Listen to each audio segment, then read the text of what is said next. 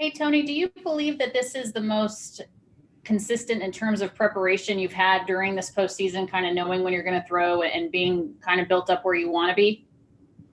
Yeah, absolutely. They told me after the game 2 opener thing that I was going to start game 6. So I've known for a little bit, and I've had a lot of time to prepare, and it feels like I'm back on like a normal routine like I had all season. Right. A lot of time to prepare and a lot of time to process the fact that you're going to get the ball in what could be a World Series clinching game. What goes through your mind when you think about that? Try not to put more pressure on myself than there already is. I try to go out there and throw the ball the best of my ability, and nothing changes tomorrow. Dave said that he views you as a starter. You are not an opener for game 6. Knowing that, how much more pressure does it put on you, obviously, to try to go as deep into the game as possible?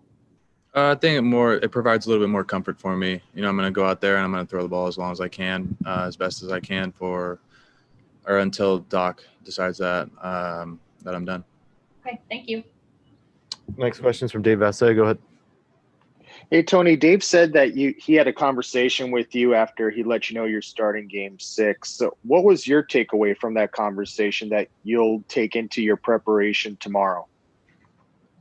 Just to attack guys, go out there with the intent from game 1 from pitch number 1 to compete until, whether for as long as I can, from pitch 1 for as long as I go. What did you see from your guy Dustin May last night? What was the biggest difference for him to be back on track? He looked good yesterday. Sinker was working, mixing some four seams. Velo was there again. He wasn't 97, 98. He was 100 this time. So, that's really small when you're up throwing that hard. But, he looked really good. He looked sharp. Wasn't really playing around with guys. Just went right at him and attacked him. Was that a different mentality for him, or what? Do you believe it was just strictly he was pitching well? Do you think there was something more than just pitching mechanics to that? Not necessarily. I think he was just attacking guys better. Next question is from Jorge Castillo. Go ahead. Tony, when you look at your outing last time, what do you feel like you need to improve the most from that last outing? Last time it was okay. I didn't know how short it was going to be. I knew it was going to be shorter, but just going out there and attacking guys, getting strike one, getting ahead, staying ahead. Early contact would be great. Early soft contact, actually, not just regular contact. But overall, just kind of attack guys.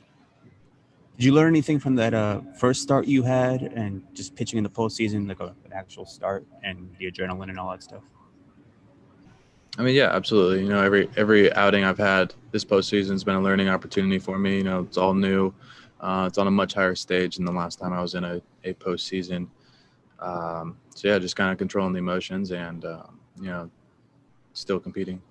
I couldn't help but notice that you ditched the neck gaiter last time you were out there. Was that why'd you decide to go without it? Just switch something up, see if it'll work. Are you going to keep that or not have it next time, tomorrow? I don't know. I haven't decided yet. Thank you. Next question is from Bill Plunkett. Go ahead. Yeah, Tony, when you say you were told after game 2 that you were pitching game 6, what does that do? What is your routine? When did you throw a bullpen? How do you go through scouting reports? How do you prepare when you know you have 5 days? I didn't find out until after the game, so I had prepared to between game 7 of last series to game 2, didn't really have time to get like a lift in, so I took my lift on that day, the day that I threw the opener day. And then after the game, they told me, so it's like, all right, now like my routine has changed a little bit, but with the extra day, it worked out nicely. Took the next day off and then got my 2 lifts in, my bullpen on would have been game 4, I believe. Yeah, game 4, and then, ready to go for tomorrow. You say the phrase opener thing with kind of a little bit of an attitude. How difficult is it for a guy who's been groomed as a starter to make that adjustment? No, it's kind of not that it was in a bad way. It's more of like I knew I was starting that day. I just didn't know how long I was going. So it's kind of turned into an opener role. And if we had gone back and told you in July when you were going through some difficulties that you'd be pitching possibly the last game of the World Series, how crazy would you have thought that was? I would have been excited for sure. I would have thought that all my hard work and want for progression to okay. Next question's from Tim Brown. Go ahead.